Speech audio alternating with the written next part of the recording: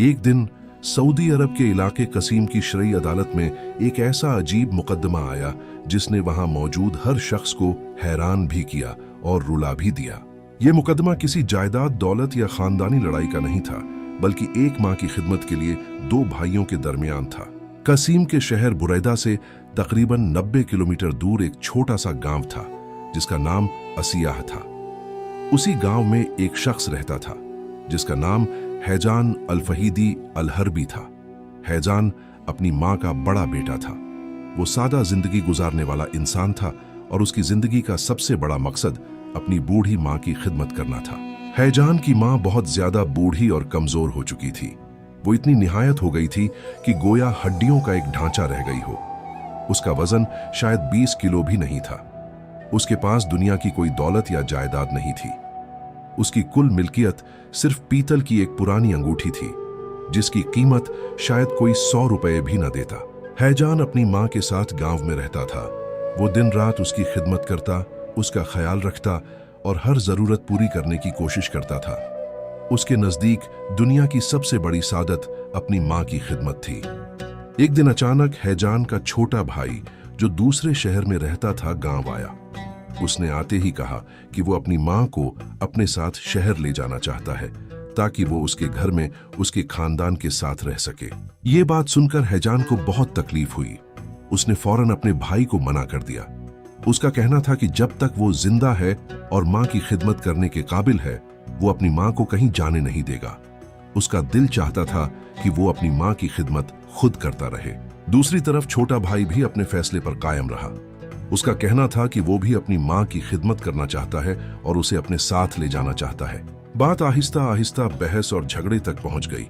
दोनों भाई अपने अपने मौकफ पर अड़े रहे। आखिरकार उन्होंने फैसला किया कि इस मामले को अदालत में पेश किया जाए ताकि वहां से फैसला हो सके। यूं ये अजीब मुकदमा कसीम की शरई अदालत में पहुंच गया। अदालत में पेशियां शुरू हो गई। हर पेशी पर दोनों भाई यही कहते कि वो अपनी मां को अपने पास रखना चाहते हैं। कोई भी पीछे हटने को तैयार नहीं था। काजी साहब ने कई बार कोशिश की कि दोनों भाई आपस में सुलह कर लें, मगर हर बार बात वहीं आकर रुक जाती। काफी अरसा गुजर गया मगर मुकदमा हल न हो सका। आखिर एक दिन काजी साहब ने कहा कि अगली पेशी पर दोनों भाई अपनी मां को अदालत में साथ लेकर आएं ताकि वो खुद उससे पूछ सकें कि वो किस बेटे के साथ रहना चाहती है। अगली पेशी पर दोनों भाई अपनी बूढ़ी मां को साथ लेकर अदालत में आए। जब वो अदालत में दाखिल हुई तो हर शख्स की नजर उस पर पड़ी। वो बहुत कमजोर थी, चलने के लिए भी सहारा चाहिए था। उसकी हालत देखकर हर शख्स के दिल में उसके लिए हमदर्दी पैदा हो गई। काजी साहब ने उस बूढ़ी मां से नरमी से पूछा, क्या आपको मालूम है कि आपके दोनों बेटों के दरमियान आपकी खिदमत के लिए झगड़ा चल रहा है? दोनों चाहते हैं कि आप उनके साथ रहें। अब आप खुद बताएं कि आप किसके साथ रहना चाहती हैं। बूढ़ी मां ने कुछ देर खामोशी इख्तियार की, फिर आहिस्ता से बोली, हाँ, मुझे मालूम है कि मेरे दोनों बेटे मुझे अपने साथ रखना चाहते हैं, मगर मेरे लिए किसी एक को चुनना बहुत मुश्किल है। अगर हैजान मेरी एक आंख है तो उसका भाई मेरी दूसरी आंख है।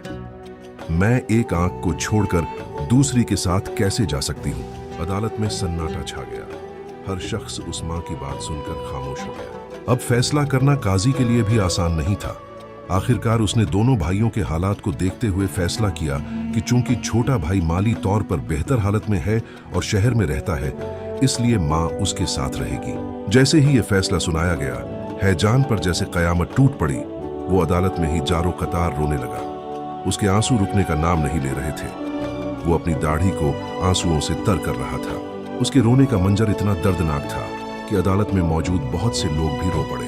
हैजान इसलिए नहीं रो रहा था कि उससे कोई दौलत या जायदाद छिन गई थी।